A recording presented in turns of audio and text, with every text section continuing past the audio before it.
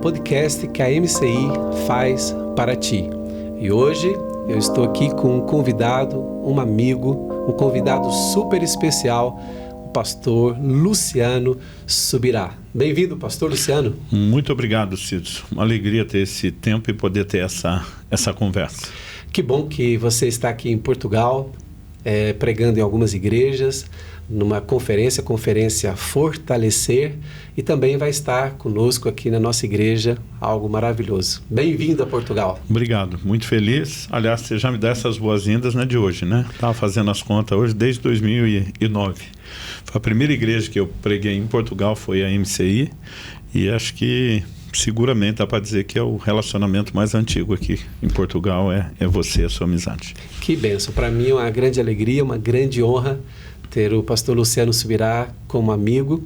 Todas as vezes que ele vem em Portugal, ele faz questão de estar conosco em nossa igreja. Para nós isso é um motivo de muita honra, muita alegria. A nossa igreja ama muito o ministério do pastor Luciano, é um mestre por excelência e autor de tantos livros. Já deu aqui um seminário para nós, né? Verdade. Que bênção. E como que está aí a questão agora do movimento de Deus que você tem percebido aí pelo mundo, e a gente falando agora também especificamente na Europa, o que você consegue perceber? Bom, eu sou um pouco suspeito em relação à Europa, porque já há alguns anos tem algo no meu coração, onde eu sinto de Deus que é um continente ao qual deveria dar atenção.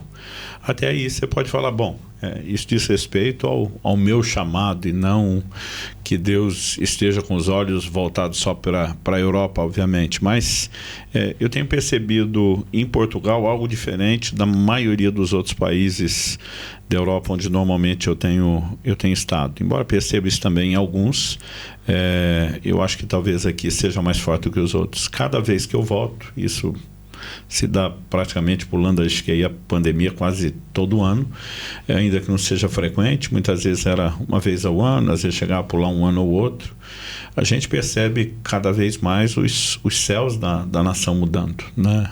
Aquela percepção espiritual de que algo está abrindo, de que algo está acontecendo, de que tem um vento soprando, mas realmente desde de 2021, né? Então eu percebi isso em 21, percebi isso em 22 e agora em 23, e parece que isso vem sempre de uma forma progressiva, e eu creio que Deus está preparando algo muito extraordinário para a igreja portuguesa, né? Provavelmente esses anos de oração, de intercessão, de todo um plantio, né? A sensação é que está chegando a hora da colheita, ou como diria Elias, ouço o ruído de abundante chuva. Que bom. Eu também percebo este mover de Deus aqui na nação portuguesa. Eu estou como missionário aqui em Portugal desde 1995. Quando eu cheguei em Portugal, era bem menos de 1% de cristãos evangélicos, e hoje nós estamos quase a chegar a 3% de cristãos evangélicos em Portugal. A igreja é mais vibrante, mais viva, e você acompanhou uma parte, como você disse, a primeira igreja que você esteve em Portugal em 2009, né? Foi em 2009, aqui na MCI, Sintra, e desde 2009, todas as vezes que você vem aqui, você vê um crescimento, né, das igrejas e os pastores mais avivados, e realmente Deus tem feito algo em Portugal, e nós cremos que é um novo tempo para nós. Eu creio realmente nisso e quero empolgar a audiência, né, que em especial vive aqui, está procurando servir o Senhor aqui, a continuar orando e crendo, porque a chuva está chegando. Amém, glória a Deus. A última mensagem que você trouxe para nós tivemos aqui uma noite fantástica, em que você pregou o conteúdo do livro, né, Graça Transformadora. E eu gostaria que você falasse um pouquinho da importância desse tema para o nosso momento como igreja. Bom, eu queria fazer uma observação, que aquela noite, um outro amigo, um pastor português, ele pediu para vir, porque ele soube que eu falaria por pelo menos 2h30 numa noite. E ele falou assim, desculpa, eu não acredito que alguém possa controlar uma audiência, né, mantê-la no auditório falando tanto tempo. E eu falei para ele, não, é que eu falo muito rápido, não dá nem tempo dele. Eu brinquei até, ele falou, não, eu gostaria de ver isso. E eu lembro que ele ficou bem impressionado com o ambiente, porque era uma overdose de ensino. E a pergunta que ele me fez até sobre o Graça Transformadora, ele falou, você acha que as pessoas vão lembrar tanta informação? Eu falei, eu tenho certeza que não. Né? Eu falei, a ideia daquela conferência era dar um choque, era mostrar o quadro todo e tentar convencer as pessoas a lerem o livro, que por sinal não é pequeno, tem 416 páginas. Mas se é difícil resumir numa noite, você imagina meu desafio de fazer isso aqui em poucos minutos. Mas, em essência, a gente trabalha o conceito de que graça, e eu quero tomar como exemplo quando Jesus encontra aquela mulher que foi apanhada em flagrante adultério e é trazido a ela, Jesus faz uma declaração só, mas eu vou dividi-la em duas partes. Ele, na primeira parte da mesma frase, ele diz para ela, eu não te condeno. Depois de perguntar, cadê teus acusadores? Ela diz, não ficou ninguém. Jesus disse, eu também não te condeno. Mas depois ele, na mesma frase, diz para a mesma pessoa, vá e não peques mais. Então a ideia é trabalhar o conceito de que graça não é só a remoção da condenação de pecados já cometidos. É lógico que é normalmente assim que começa em todo encontro com Cristo, que nós viemos imperfeitos, sujos, né? E essa é a obra inicial da graça, mas a mesma graça que remove a condenação dos pecados que já cometemos, ela na verdade é uma força capacitadora para que a gente pare de pecar. Então não há nada tão empoderador da parte de Deus para que a gente viva o processo de santificação como essa graça, e a gente chama ela transformadora, porque muitas pessoas estão ensinando uma graça que é quase como que uma forma de dizer, não, se você não levar as coisas muito sério, está tudo bem, né? Como se a graça fosse mais uma complacência da parte de Deus para que a gente peque à vontade do que necessariamente uma força que nos dê o poder de vencer. Então a ideia do livro e do seminário é mostrar que nós somos chamados para uma transformação de glória em glória na imagem de Jesus, e não dá para conceber que chegar até a estatura do varão perfeito, como a Bíblia diz, envolva pecar, né? Então é vitória sobre o pecado, e a graça é o agente, o meio capacitador para isso. Ou seja, a graça não é uma licença para pecar, mas a graça é uma libertação. Exatamente. Ela restaura, ou seja, aquele que precisa ser restaurado, mas mais do que isso, ela empodera, capacita a pessoa a andar em vitória. Andar em vitória. Ou seja, andai no Espírito e jamais satisfareis as concupiscências da carne. Mas eu creio que o problema, Cídio, da definição das pessoas de graça é porque elas tentaram começar a oferecer uma cura a partir de um diagnóstico errado. Então, assim, a maior parte de quem promove essa graça descompromissada com a santidade, eles acreditam que Cristo veio nos resgatar da lei. Então tudo que para eles soar como regra, como padrão, né, eles já ficam uriçados com isso, não pode ter nada disso porque Cristo veio nos resgatar da lei. E eu gasto tempo tentando provar às pessoas que Cristo não veio nos resgatar da lei, ele veio nos resgatar do pecado. E tem uma diferença gigantesca entre uma coisa e outra, porque se o problema fosse a lei, então era mero e simplesmente deixar de ter lei e estaria tudo resolvido. E a gente mostra que na graça houve mudança de lei e não uma cessação, né?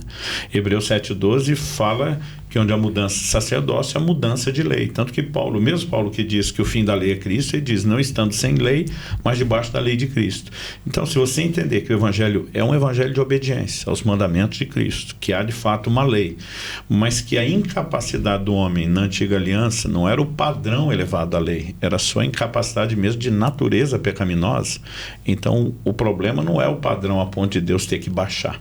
Se o problema é incapacidade, então Deus tem que empoderar o homem para cumprir não só o padrão anterior, mas um mais elevado. Então, acho que com isso eu consigo fechar um pouquinho melhor aqui o raciocínio, né, de por que a graça ela precisa ser transformadora. A Bíblia diz que nós temos uma nova e superior aliança baseada em melhores promessas que tem a Jesus como fiador. Perdão já tinha na antiga aliança. Aí Deus mudou toda uma aliança para dar a mesma coisa que tinha antes, só o perdão, que ele queria oferecer a transformação. É muito bom. Então passa pela justificação e a santificação. E naquela noite que você trouxe o seminário aqui para nós, né, como o pastor que você mencionou ficou mesmo ali encantado, né, vendo as pessoas paradas 2h30 ouvindo esse ensinamento, eu fiquei também admirado. Naquela noite foi com as crianças. As crianças, elas estavam ali sentadas no chão à frente, próximas ali do púlpito, e eu vi ali dezenas de crianças que também ficaram a ouvir aquela mensagem por 2h30. Incrível o ministério de mestre. Precisa ser sobrenatural, porque assim, pensa numa coisa que eu tenho medo é criança. Minha esposa tem um dom para lidar com criança. Eu brinco, eu falo com ela, não fazendo analogia entre uma coisa e outra, eu falo, olha, você é tipo aquele desencantador de serpente, doma qualquer criança, não comparando a criança com serpente, né? Mas eu falo para ela assim, se tem algo que me apavora é criança. E de fato, você vê aquelas crianças sentadas 2h30, prestando atenção, não conversando, não distraindo, não brincando. E outra, não era uma linguagem rasa, né?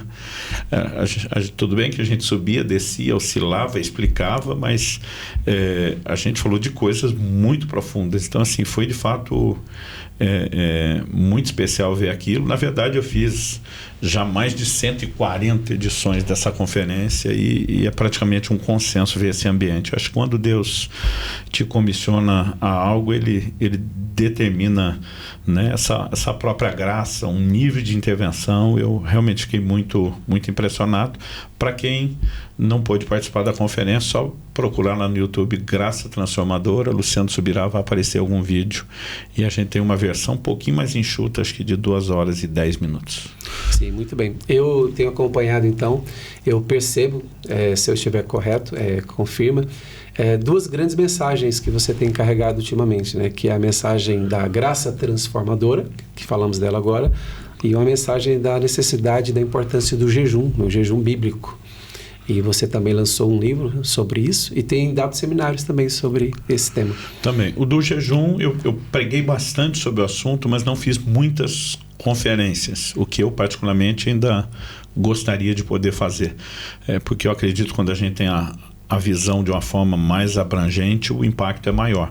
Mas o do jejum, por exemplo, eu posso sempre dando um pedaço aqui, um pedaço ali, cada parte ela tem começo, meio e fim, não importa a ordem, ela vai fazer sentido no final. O meu desafio com a graça transformadora era montar um quebra-cabeça teológico, dizer, olha, a ordem é essa, a compressão é essa, a progressão da revelação bíblica é essa. Então isso exigia que eu fizesse tudo numa noite. Mas tanto o livro da graça, Cídio, como o do jejum, que hoje são duas grandes ênfases, os dois, na verdade, são desdobramentos de uma outra mensagem inicial, que eu acho que é uma bandeira forte que a gente carrega, que diz respeito à santidade, né? Entender santidade não apenas como um padrão religioso de controle. Eu gosto de uma frase do John Bevere no livro Kryptonita, que ele diz que a santidade não é um fim em si mesmo, ela é uma ponte para a intimidade com Deus. Aliás, nós fizemos a conferência do impacto da santidade aqui na MCI também. Tá bem envolvido, apesar de estar em Portugal, com o que a gente tem feito. Então, naquela conferência eu falava cerca de 3 horas sobre santidade. Eu percebi que eu gastava uns 40 minutos só apresentando a importância da graça como força capacitadora. E foi isso que começou a chamar minha atenção. Eu falei, puxa, eu preciso entender melhor a graça, eu preciso explicar mais, então eu diria que a mensagem da graça, ela foi um desdobramento dessa mensagem de santificação. E eu percebi que outra coisa que eu precisava de muito tempo na doutrina de santificação era falando sobre mortificação da carne. E o jejum, embora a mortificação da carne não se limite ao jejum, a revelação que eu tenho tido na prática é que o impacto de mortificação que ele tem na velha natureza é algo extraordinário, né? Então eu acho que essas coisas foram se somando sempre nesse anseio. Puxa, eu quero viver uma vida de vitória, uma vida de comunhão plena com o Senhor, e para mim tem sido muito prazeroso o resultado da aplicação pessoal dessas mensagens na minha própria vida, né? Então você fica naquela, eu quero dividir isso com todo mundo. Sim, pastor Luciano, eu aprecio muito a sua capacidade de ir às igrejas para pregar e respeitando a situação e o contexto de cada igreja. Você prega em igrejas com poucas pessoas, igreja com dezenas de milhares de pessoas, e eu penso que um dos motivos é porque você foi pastor local durante muito tempo, Então você sabe se colocar no lugar de um pastor de uma igreja. Você não é somente um itinerante, um conferencista que apareceu do nada. E que bom que você começou uma igreja, né? Comunidade Alcance ali de Curitiba, que hoje já tem mais outras igrejas.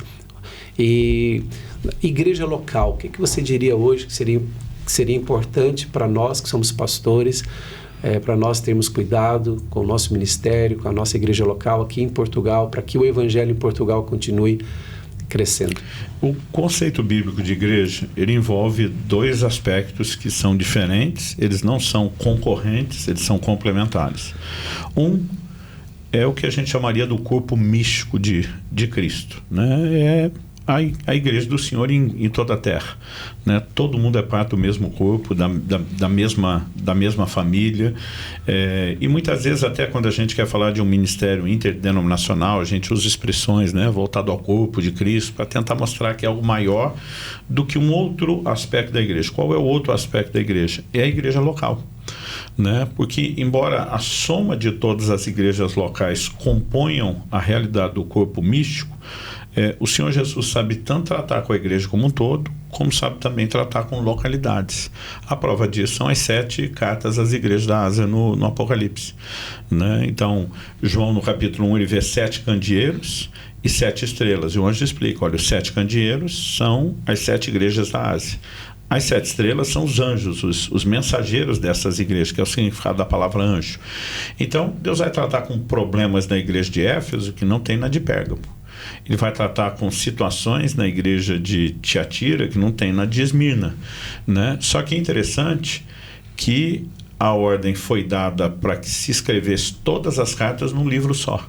Então, você pensa carta, você imagina uma coisa muito pessoal, né? Durante muito tempo eu imaginava, puxa, uma carta foi mandada para cada um e depois nós temos uma coletânea. Na verdade, as cartas foram incorporadas num único livro e em cada uma delas nós vemos, quem tem ouvidos, ouça o que o Espírito diz às igrejas.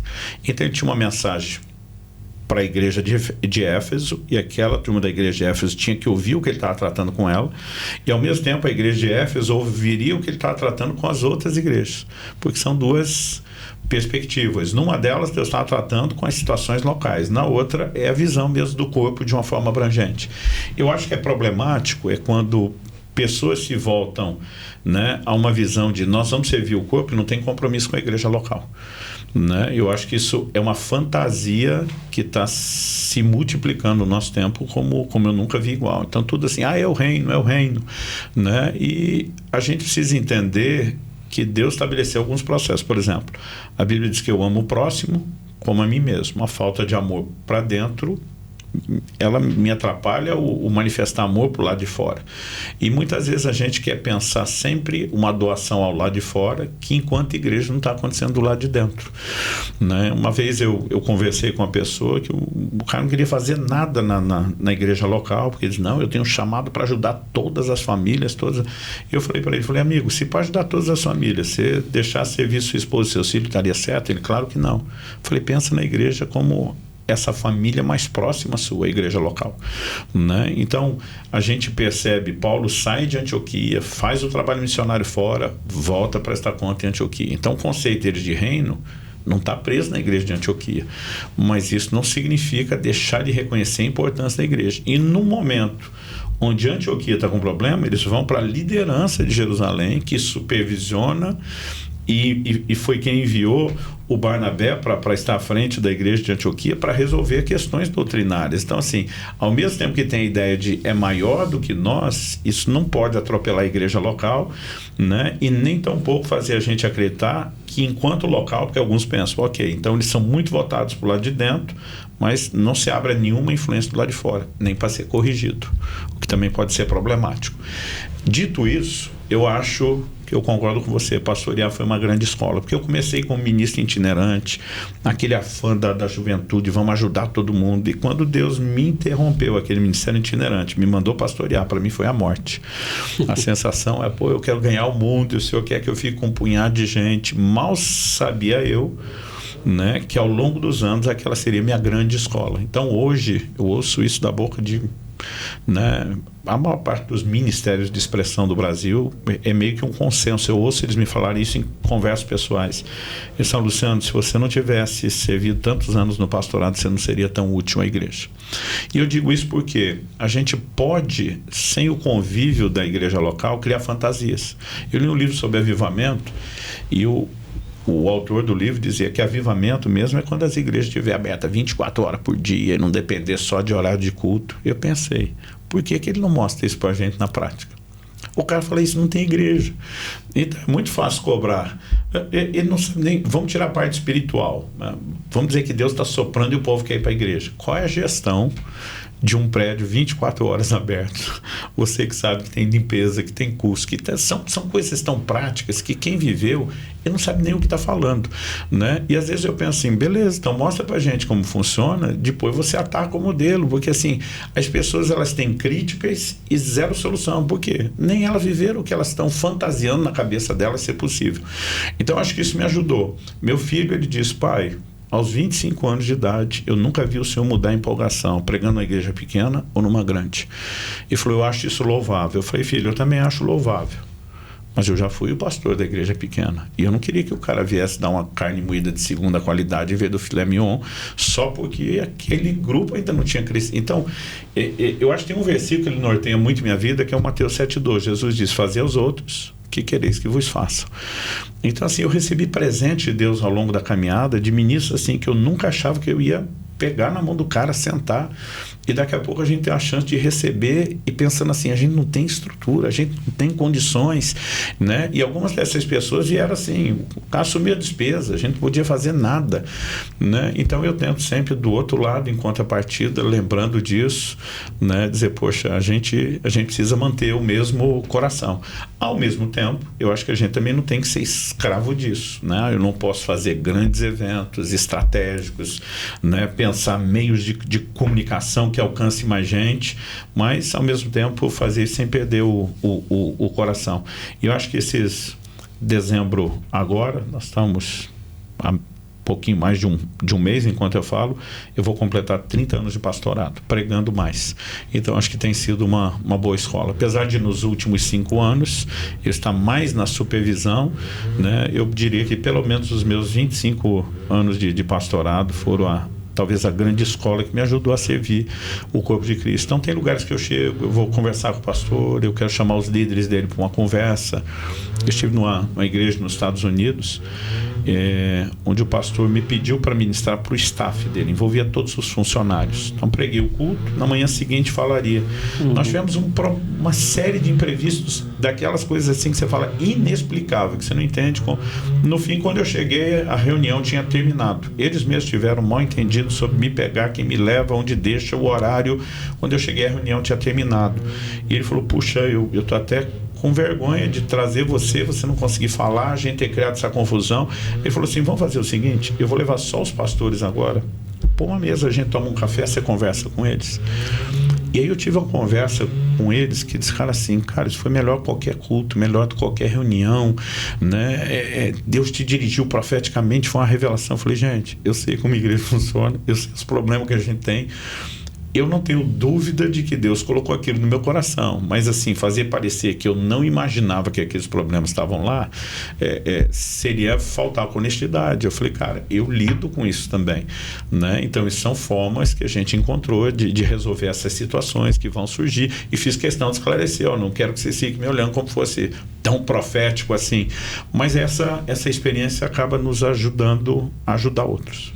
Muito bom. Eu acredito muito na... Eu estou empolgado para falar aqui, você percebeu. Isso é bom. Eu amo muito a igreja local. Eu entendo que, inclusive, uma das melhores formas de fazer o reino de Deus crescer e evangelizar é plantar novas igrejas. Acredito nisso de todo o coração. Inclusive nós, né, somos uma igreja que planta igrejas, uma igreja que faz missões. E realmente nós temos que ter esse equilíbrio que você mencionou no que se refere à igreja local, cuidado com a igreja local e o cuidado com a igreja no geral, né? A igreja, o corpo de Cristo. E, por exemplo, o apóstolo Paulo usa a metáfora do soldado de Cristo, né? Se nós somos soldados, né? A igreja, de alguma forma, é semelhante a um exército, né? Aqui na Terra. E se você for pensar, por exemplo, no exército aqui de Portugal, o exército de Portugal tem os batalhões, né? Imagina um soldado que faz parte de um batalhão e o sargento dá um comando, uma ordem para ele, e ele fala assim, não, eu não vou seguir esse comando seu, porque eu estou aqui não para servir esse batalhão, o meu pensamento, a minha visão é o exército de Portugal. Eu fui chamado para servir o exército de Portugal. E até que ele vai entender que ele só vai servir o exército servindo o batalhão no qual ele foi inserido. Então, ou seja, servir aquela brigada é servir o exército. Exatamente. Então, se ele for fiel no local onde ele está, assim ele vai fazer o melhor para o todo. Então, se cada cristão entender isso, né? E ele tem que estar aberto também, né? Deus pode usá-lo para, ou seja, servir em alguns momentos outras brigadas, né? Então é isso, a igreja local é muito importante e algumas pessoas elas não dão muito valor ao congregar, né? E a gente entende, uma das maneiras que eu vejo a importância do congregar na igreja local é que quando nós temos um grupo de pessoas que são pessoas comprometidas, que congregam, a igreja consegue alcançar frutos que ela não alcançaria. Imagina só se todas as pessoas estivessem simplesmente em casa lendo a Bíblia e orando, né? Ou seja, ler a Bíblia e orar nos alimenta espiritualmente. Mas quando nós nos unimos numa igreja local para um objetivo, para um propósito, nós estamos a construir algo junto. E então eu já vi, por que eu estou falando isso? Eu já vi muitas pessoas elogiarem o que alguma igreja conseguiu construir. Olha, vocês conseguiram, aquela igreja conseguiu construir algo maravilhoso. Mas depois aquela mesma pessoa não sente necessidade de fazer parte de ministérios na igreja local. Então, naquela igreja maravilhosa. Naquela igreja maravilhosa. Então, é incoerente. Quando nós olhamos, por exemplo, a igreja da cidade de São José dos Campos, quando eles fazem lá o Alto de Páscoa, por exemplo, eles têm ali praticamente quase 500 pessoas envolvidas, né? No palco, fora as que estão nos bastidores, e aquilo é incrível. Ou seja, alguém chega e pensa assim, quanto que eles pagaram para aquelas pessoas, aqueles artistas trabalharem, né? Ou seja, o voluntariado de cada irmão da igreja que tornou possível aquele evento que tocou tantas famílias, tantas pessoas. Então, se cada pessoa entender a sua importância na igreja local, ou seja, o reino de Deus vai avançar muito mais rapidamente. Com certeza. E eu acho que a gente tem que levar em conta algumas questões. Primeiro, nós temos uma instrução bíblica, não deixemos de congregar. Ponto. Entendendo ou não entendendo o porquê, a gente tem que obedecer, né? Eu falo que às vezes as pessoas querem encontrar justificativa para validar se o que está lá na Bíblia tem que ser obedecido ou não. E é uma estupidez, né? Então, eu digo para as pessoas, o que dá resultado não é o entendimento que você tem, é a prática do princípio. Então, Jesus falou que o reino de Deus é como um homem que planta a semente, ela brota sem ele saber como. Então, eu não preciso entender o que congregar produz, eu só preciso praticar o que foi dito. Mas o próprio Deus, quando criou o homem, disse, não é bom que o homem esteja só. Às vezes a gente só pensa que é o lado solteiro, né? Mas Provérbios 18:1 diz assim, o que se isola insurge-se contra a verdadeira sabedoria, né? A Bíblia diz, ele busca só o seu próprio desejo. Nas palavras do meu amigo pastor Danilo Figueira, lá de Ribeirão Preto, no Brasil, ele diz, se é um ato de insurgir-se, então o ato de isolamento é rebelde, porque é o significado de insurgir, é se rebelar.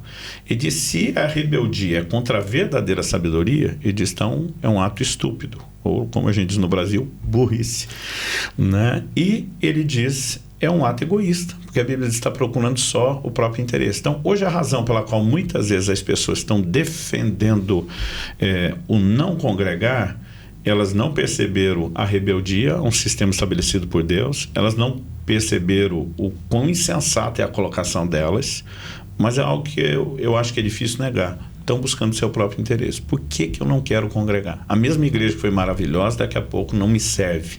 Porque as pessoas não sabem lidar com os problemas que surgem, né? Então, assim, eu não sei como são as coisas cá em Portugal, mas lá no Brasil, a maioria não é treinado para resolver problema, ele é treinado para fugir de problema.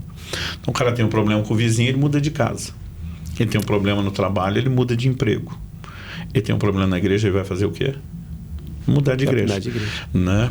E não tem essa percepção de resolver. Então, a maior parte do discurso não precisa de igreja, ele está construído em cima de dores e experiências negativas.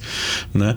Porque se fosse só para buscar Deus, eu posso ler a Bíblia em casa? Eu posso. Ah, não, você pode até ler, mas não pode ser ensinado. Hoje, via internet, tem uma descarga de material de ensino e a pessoa pode ter em casa.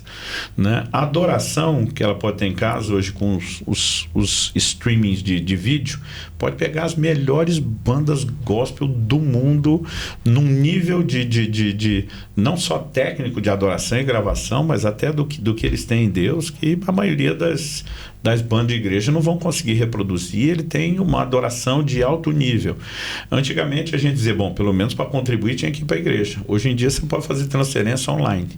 Então, a pergunta é, por que ir para a igreja? Vocês deviam falar, pastor, pelo menos a ceia ainda exige que a gente vá uma vez por mês. Eu falei, olha, tem as igrejas que estão mandando pelo correio o pacotinho fechado para tomar em casa. Eu falei, o que a gente precisa entender é que é mais do que isso. Deus nos criou para sermos seres sociais, e o crescimento não vem só daquilo que de positivo eu comunico a você.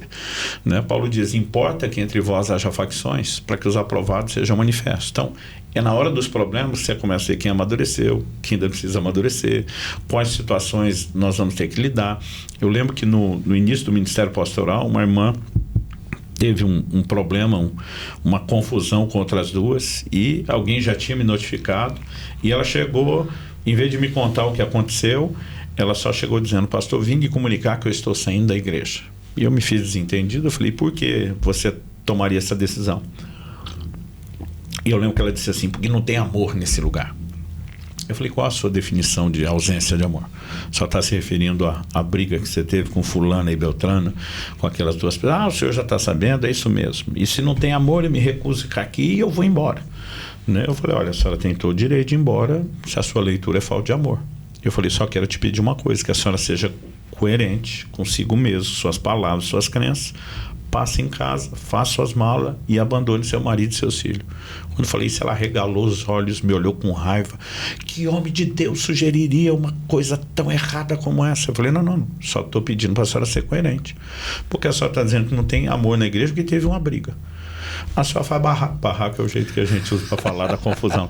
A senhora vai barrar com o seu marido, com os seus filhos todo dia. Se não tem amor aqui na igreja, imagine na sua casa. A hora que eu falei isso, ela primeiro ficou séria, daqui a pouco eu vi ela segurando o riso, pensando assim, eu acho que eu estou me contradizendo. Eu falei, minha irmã, a definição de amor não é ausência de problema, é a capacidade de resolver o problema. Se não tivesse amor na sua casa, seu marido e seu filho não aguentavam a senhora, porque a senhora é terrível. Né? Eu falei, mas para mim a prova de que tem amor lá é que eles nunca jogaram a senhora fora. E eu falei, a prova de que tem amor aqui na igreja é que a gente podia ter pedido para a senhora ir embora e nunca fizemos isso. E a gente aguenta a senhora e queremos que a senhora fique para a gente ter que continuar aguentando. E eu lembro que ela falou, nossa, nunca olhei por esse lado tal. Mas a maioria das decisões são construídas em dor e situações não foram arrumadas. O ambiente de amadurecimento espiritual não é uma bolha. Deus quer que a gente enfrente problema, dificuldade. É quando alguém bate na face, você tem que virar outra. É quando obriga o caminhão, a milha que tem que ir. Né? A segunda é quando toma a túnica, a capa que você entrega a túnica. Então, as pessoas precisam entender. A igreja é importante no crescimento até quando está gerando atrito. Quem vai para a academia sabe que o músculo só vai desenvolver com estresse. Né? Você cria um estresse para ter uma resposta de crescimento. E na vida espiritual não é muito diferente. Eu acho que a gente só precisava desromantizar um pouco o que é ser parte da igreja. Vai ter momentos que emocionalmente são maravilhosos, vão ter momentos que emocionalmente podem ser péssimos, mas espiritualmente, tanto um como o outro, os dois vão contribuir para o crescimento. Muito bom. Isso que você partilhou aí, eu achei muito interessante, porque quando eu comecei no ministério, eu era um pouco idealista. Eu lembro que quando eu comecei a pastorear... Quem nunca que atire a primeira pedra? e eu tinha um ideal que era o seguinte, eu queria, por exemplo, quando a igreja atingisse 100 pessoas, eu queria que a igreja tivesse 100 discípulos.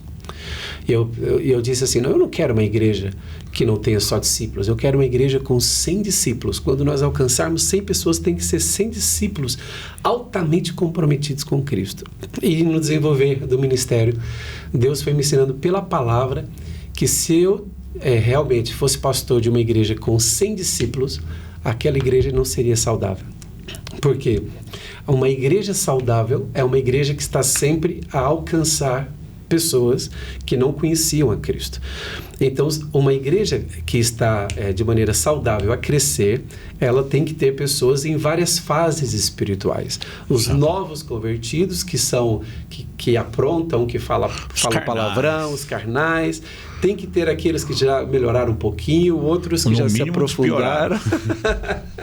E o que acontece? Então, eu comecei a entender, né, até aqueles ciclos que o Rick Warren fala no livro dele, da igreja com propósito. Eu comecei a entender o seguinte: uma igreja saudável, ela tem que ter porcentagens.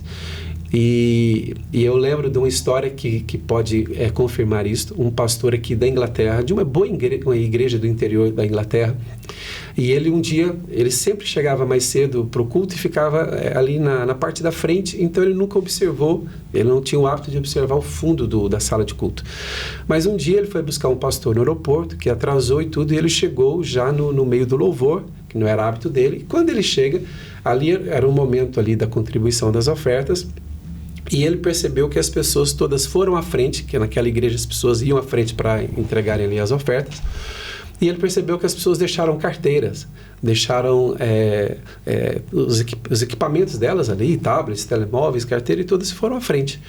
E ele disse que naquele momento ele teve um despertar. Ele pensou assim: a minha igreja não está bem. Se as pessoas todas têm coragem de deixarem tudo ali, nas cadeiras do fundo, irem à frente, é porque a igreja já tem muito tempo que não alcança pessoas novas. Aí, então foi quando ele percebeu que a igreja dele tinha se tornado algo parecido com um clube, ou seja, todas as pessoas já se conheciam. E então ele começou uma estratégia de evangelização, indo para alguns bairros. Já roubaram um telefone meu numa igreja que eu fui pregar. Foi? E o pastor estava todo envergonhado e falou: eu tenho que te dar os parabéns. Se você tem gente de todo nível, conseguiram recuperar e achar. Mas eu falei: se você tem gente de todo nível aqui, você está melhor do que alguns. Porque eu falei: que hospital é esse que não tem doente nenhum, né? Exatamente, é isso que esse pastor fez. Esse pastor, interessante que ele foi atrás de pessoas num bairro próximo da igreja, mas um bairro carente, e ele evangelizou juntamente com um grupo e trouxeram as pessoas nos domingos seguintes para a igreja. E uma parte dos membros antigos da igreja rejeitaram aquilo que ele fez e falaram assim: olha, a nossa igreja está se tornando um lugar que já não é seguro. Alguns membros antigos da igreja. Ele falou assim: como assim? Ele falou assim: não, nós estávamos habituados aqui, conhecendo uns aos outros, agora há pessoas aqui que você foi evangelizar e essas pessoas não são muito bem-vindas aqui para nós, porque nós sabemos da procedência delas, do bairro de onde elas estão. E o pastor, então, teve aquele checkmate ali de alguns irmãos antigos da igreja. Que chama, né? Aí o pastor falou assim: não, mas nós temos que alcançar essas pessoas. Aí aqueles irmãos antigos da igreja fizeram uma pressão sobre o pastor. Não, mas há outras igrejas que elas podem ir do nível delas, assim, uma coisa bem baixa mesmo. Jesus. E aquele pastor, interessante, ele teve uma visão, ele perdeu muitos membros da igreja dele, mas a igreja, depois daquela época, ela passou por uma revolução. Hoje é uma igreja, uma grande igreja, uma boa igreja. Deus nos ajude a nunca perder a visão de que vai ter gente em todo o estágio, né, da fé. É como em casos, se espera mais dos filhos mais velhos, se espera menos dos mais novos, né? Uhum. Então, o próprio Paulo falava que não dá para dar uma dieta só, que aquele que é carnal, ele se alimenta de leite, tem aquele outro que consegue o alimento sólido, e às vezes essa nossa mania de nivelar todo mundo mostra que a gente nem entendeu os estágios que eles estão e que nós não estamos ajudando eles a passar de fase, né? Porque está todo mundo no mesmo nível. Exatamente. Alguns anos atrás, eu escrevi um livreto, servir as multidões e fazer discípulos. Foi mais ou menos na altura que Deus começou a falar isso. Que foi em cima de uma mensagem sua. Exatamente. Eu lembro dessa mensagem. Sim, inclusive eu preguei em Curitiba. Numa reunião de liderança lá em Curitiba. E então eu entendi o seguinte: a igreja tem que estar pronta para servir todas as pessoas. E servindo estas pessoas, o amor que nós vamos demonstrar enquanto servimos essas pessoas e a mudança que elas vão perceber na vida delas, vão fazer que elas queiram se tornar discípulos. E então eu acredito que esta é uma maneira, né, de ver o ministério, desenvolver o ministério, e esta é a maneira que nós desenvolvemos. É isso, meu amigo, que bom esta conversa aqui, muito agradável. Eu acredito que as pessoas realmente estão a ser abençoadas aqui com esses ensinamentos de uma pessoa que realmente sabe muito, conhece muito. Para quem não sabe, eu tenho o pastor Luciano Subirá como um mentor mesmo, alguém quando eu tenho alguma dúvida teológica, doutrinária ou qualquer coisa, e nunca faz pergunta fácil. E nós temos aí boas conversas, inclusive sobre um assunto, né, que eu gosto também, que é a escatologia, mas vamos deixar isso para outra altura. Não é um bom momento para isso. Mas, Cid, se eu queria externar aqui minha gratidão a Deus, não só pela boa amizade de tanto tempo que a gente tem, né, mas por ver uma igreja que realmente tem feito diferença aí na vida de tanta gente. Quando eu falo igreja, obviamente estou falando de todos os campos da MCI, embora isso se estenda para Brasil e outras localidades, né? Eu já tive o privilégio de estar em vários locais diferentes aqui em Portugal, e sou grato a Deus por ver uma igreja preocupada com orientação bíblica, né, a sã doutrina, aberta ao mover do Espírito, sem precisar viver de esquisitice, porque às vezes a gente é um extremo ou outro, né, e realmente comprometida com o crescimento, né? Sou muito grato a Deus por tudo que a gente tem testemunhado durante esse tempo. Sempre há crescimento pessoal, quando vejo você e os outros líderes, crescimento numérico, crescimento da quantidade de igreja e essa paixão pelo Senhor. Então minha oração é que vocês sigam crescendo em todas as áreas, se multiplicando, abençoando muita gente, né? E que Deus realmente os use em níveis de conquista nunca antes experimentados. Amém. Receba essas palavras em nome de Jesus, e quero dizer aqui que com o seu ministério, enquanto você ensina,